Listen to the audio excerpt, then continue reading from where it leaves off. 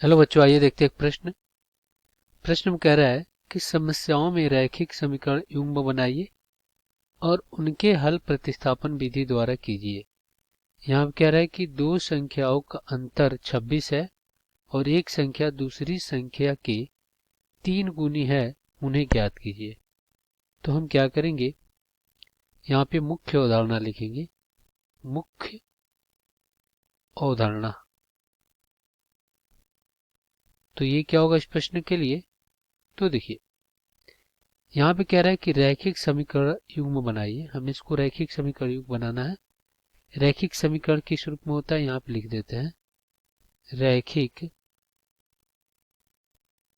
समीकरण ये होता है अपना a1x प्लस b1y बराबर c1 और a2x प्लस b2y बराबर c2, जहां आपका a1 कॉमा a2 बराबर नहीं होना चाहिए शून्य के, और इसी प्रकार b1 कॉमा b2 बराबर नहीं होना चाहिए शून्य के।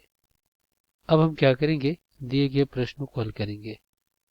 तो प्रश्न में कह रहा है कि जो दो संख्या है उनका अंतर 26 है और एक संख्या दूसरी संख्या की 3 गुना है।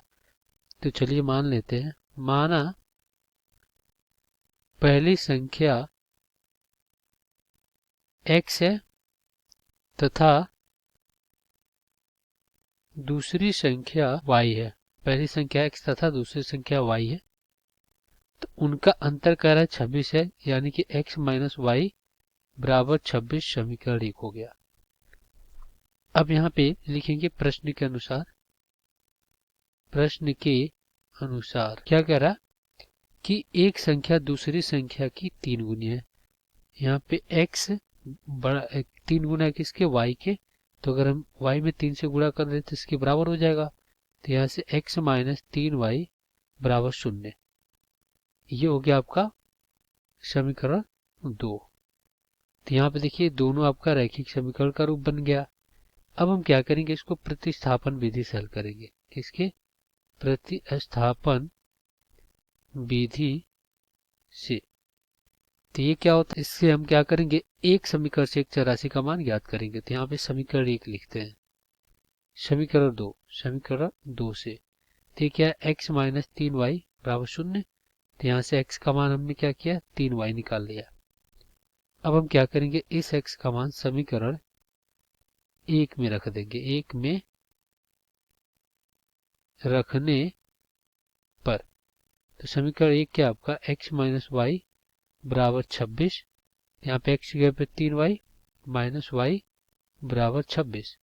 तो यहाँ से क्या हो जाएगा, 2y बराबर में 26। तो यहाँ से क्या हो जाएगा, y बराबर 26 बटा में 2 काटेंगे। तो यहाँ पे क्या हो जाएगा, 13 बार में कट जाएगा। तो यहाँ से y का मान कितना आ गया, 13। तो यहाँ से y का मान 13 मिल गया। अब हम क्या करेंगे, इसको रख देंगे इसमें, यानी x बराबर कितना है, 3y में। तो यहाँ पे आपका क्या हो जाएगा, ये हो जाएगा x बराबर 3 गुणे में 13।